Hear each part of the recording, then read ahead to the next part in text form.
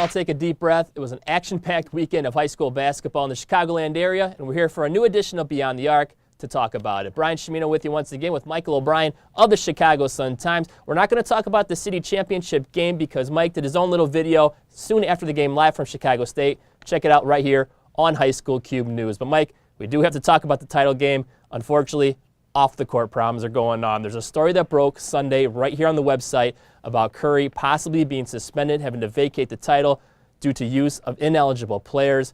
That Friday started off really ominously. What went down? Yeah, you know, it's kind of amazing. Curie waited, 2 or 3 hours thinking maybe they weren't coming to the game. Then they get there and they're late and hurried and come in, and then they win a quadruple overtime game. That's pretty amazing. Most people would have been far too messed up to even play it.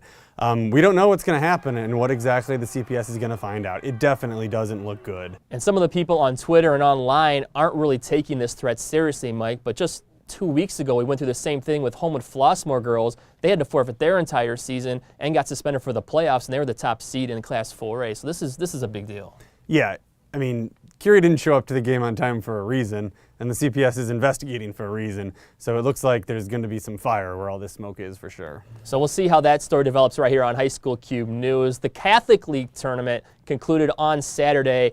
And who would have guessed it? The De La Salle Meteors ran the gamut and knocked off Mount Carmel in overtime. Carl Harris, Martez Cameron played great for the Meteors. Yeah, you know, I saw De La Salle the first week of the season, against Hinsdale South. They have all the pieces. They've got big, talented guards. They've got good, talented bigs. They've got Brandon Hutton, who can kind of do a little bit of everything. I was kind of puzzled all year long by their results. Well, when it counts, right now at the end of the season, they're playing well. So they're in the rankings this week, and look out for them. If you can beat the teams they beat the past week, you can beat anybody. So the sky's the limit right now for De La Salle. They're a dangerous team. On Saturday, Jalen Brunson modestly tweeted, "This weekend hasn't been so bad," and it was a great weekend for the Stevenson Patriots. We could start on Friday, one of the best games I've been to in a long time, a double overtime win against Lake Forest, 98-95. Mike, this game had everything. It had runs, it had buzzer beaters, comebacks, teams exchanging shots and buckets back and forth. This was just a great game. Sounds like it had everything but defense.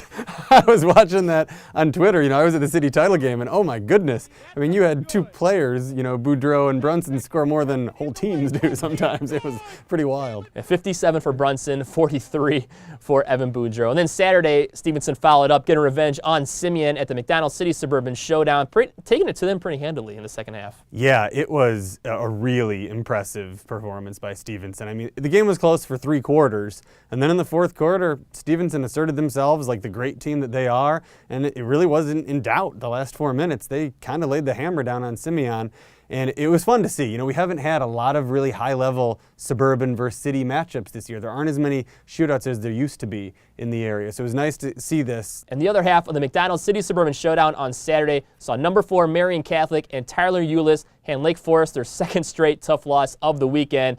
Tyler Eulis just shined once again, Mike. 35 points in the second half, 42 overall. Yeah, I mean, wow. Every time I see Tyler Eulis, he puts on one of the best performances I've ever seen by a high school guard in my entire life. And not to ruin the suspense, but he's not going to win the Sun-Times Player of the Year award. He's just not. He doesn't have the cachet of Okafor or Alexander. He's probably not going to have the votes for us. He's going to be the best player I've ever covered that's not going to win that award, and it's a real shame. And we're a week away from regionals tipping off. So let's run down real quick a couple of conference championship games taking place this Wednesday night. First up north in the North Suburban Conference, you have number 3 Stevenson taking on number 19, the North Chicago Warhawks. For the Mid-Suburban League Championship, the Frem Vikings, still undefeated, will host Prospect. And for the Central Suburban League Championship, Maine South on the road at Deerfield. Check back later in the week here on High School Cube News for our new MVP segment with Lou Adams Jr. of Chicago Ore. That'll do it for this edition of Beyond the Arc. Tune in next week for a playoff preview edition right here on High School Cube News.